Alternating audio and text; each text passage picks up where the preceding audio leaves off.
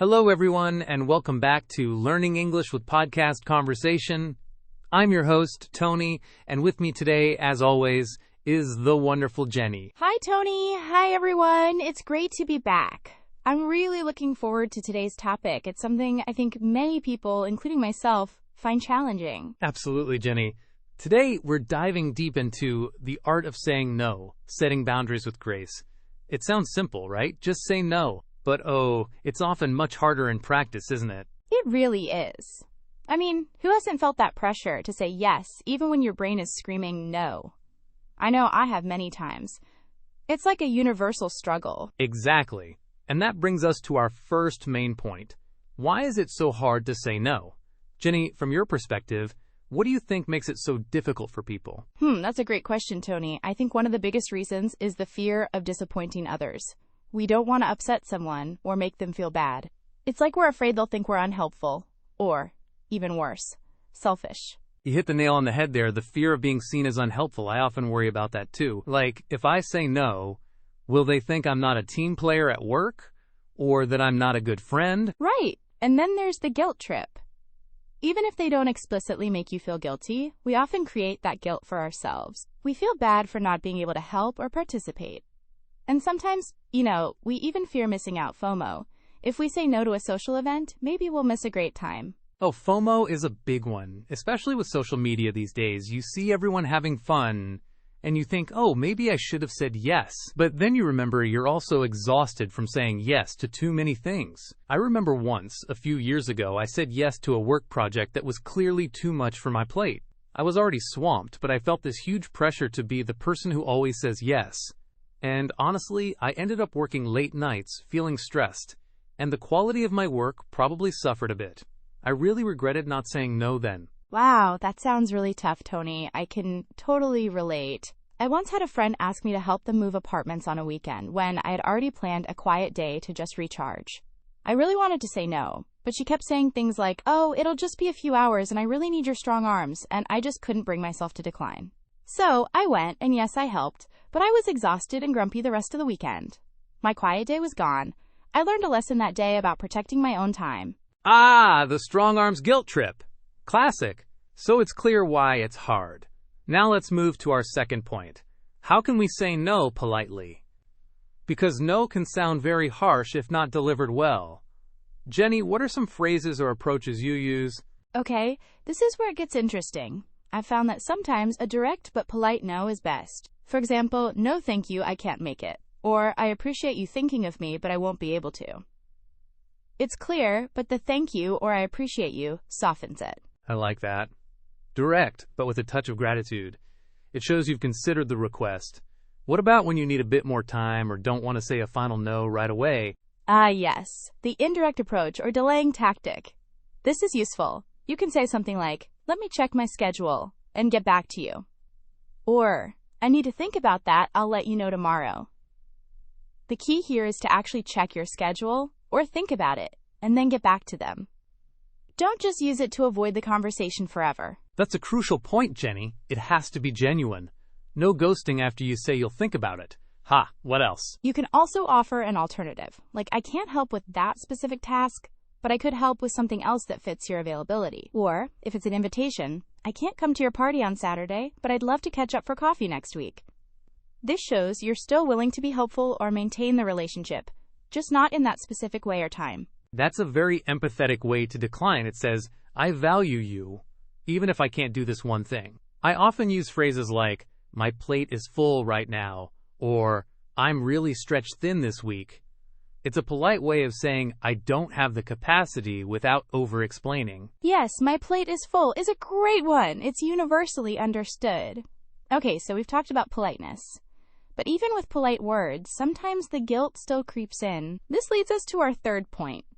How can we say no without feeling guilty? Tony, any thoughts on shaking off that guilt? This is tough because guilt is an emotion, right? It's not always rational. For me, a big step was understanding my own limits and priorities.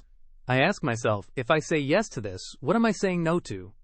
Am I saying no to my family time, my rest, or another important commitment?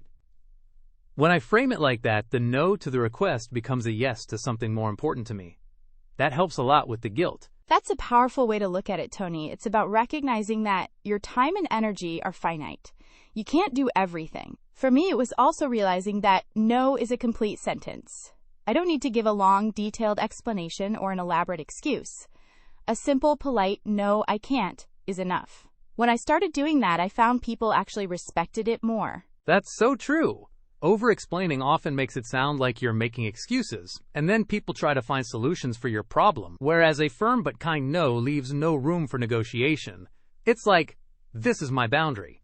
I remember I used to invent complex stories to avoid social events I didn't want to attend. Like, oh, I'd love to, but my cat suddenly needs a very specific type of, veterinary attention far away. It was exhausting. Your cat needed specialized care in another city? That's hilarious. I once said I had a prior commitment when my prior commitment was actually just staying home in my pajamas. But it was a commitment to myself, and that's valid. The key is to remember that prioritizing your well-being isn't selfish. It's necessary. You can't pour from an empty cup, as they say. Exactly. Self-care isn't a luxury, it's a necessity. Okay, let's talk about our fourth main point. Saying no in different situations. Because no at work might be different from no to a close friend. Jenny, how do you handle work-related requests when you need to decline? At work, it's about professionalism and clarity. If my boss asks me to take on a new project and I'm already overloaded, I might say, I appreciate you considering me for this, but I'm currently focused on X, Y, and Z projects, which require my full attention. Taking on more right now might impact the quality of my current work. Or, if I were to take on this new project, what existing priorities would you like me to deprioritize? This makes it a discussion about priorities, not a flat refusal. That's a brilliant strategy, Jenny. You're not saying no to the task itself, but rather no to overloading yourself. And you're inviting them to help you manage priorities. It shifts the responsibility of overwork from you to a shared discussion. What about with friends? Sometimes that's even harder because of the emotional connection. Oh, friends can be tricky.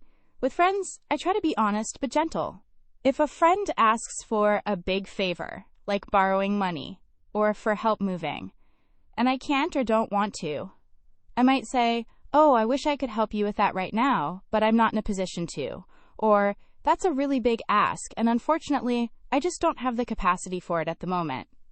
I try to avoid making up excuses and instead focus on my current situation or capacity. It also helps to say I can't do X, but I can do Y if there's a smaller way you can assist. Yeah, being honest but gentle is key. I've found that good friends respect your boundaries. If they don't, maybe they're not such good friends after all, right? What about family? Family can be the absolute hardest sometimes because of the strong emotional ties and long history. Tell me about it. Family is a whole different ballgame. Often, they expect you to say yes because you're family. For example, if there's a family gathering I really can't attend, instead of a vague excuse, I might say, I love you all dearly, and I wish I could be there, but I've already made plans that weekend, / I really need some quiet time to rest. Or, I won't be able to make it for the whole weekend, but I could come for Sunday lunch. Again, offering an alternative if possible. It's about being firm, but making sure they still feel loved and valued. That's so smart.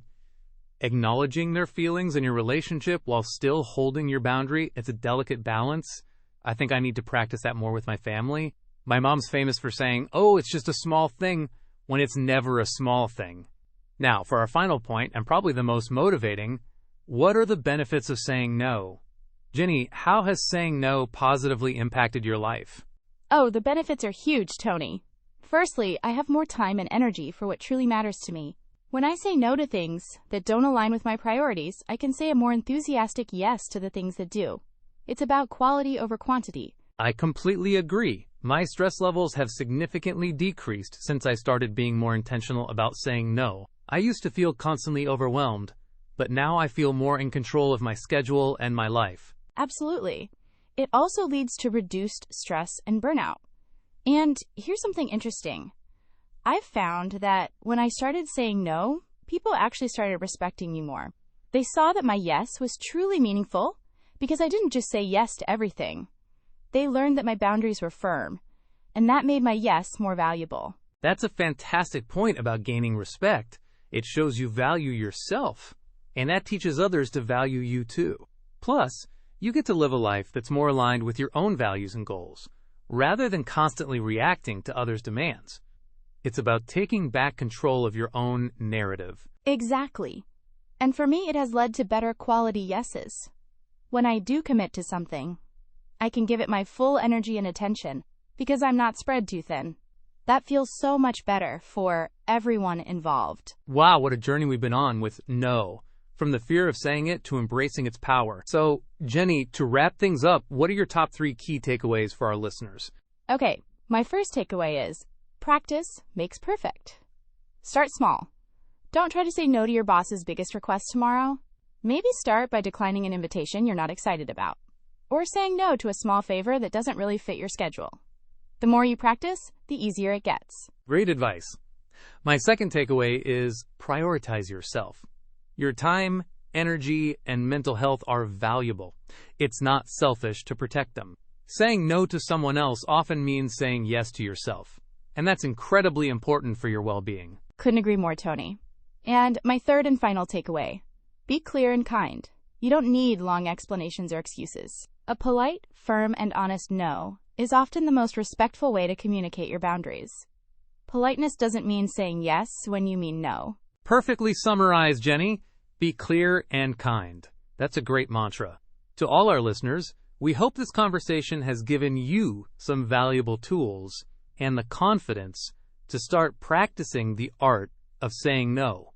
Remember, setting boundaries is a form of self-respect, and it ultimately leads to healthier relationships and a more balanced life. Yes, start small, be kind to yourself, and remember the power of your no. We'd love to hear your experiences. Have you struggled to say no? What tips have worked for you? Share your thoughts with us on our social media channels. That's right. Find us on YouTube at Learning English with Podcast Conversation. Thank you so much for joining us today, Jenny. This was a really insightful discussion. Thanks for having me, Tony. It was a pleasure, and I hope our listeners feel more empowered. And thank you, dear listener, for tuning in. We'll be back next time with another engaging conversation to help you improve your English and your life skills. Until then, take care and remember to say no when you need to.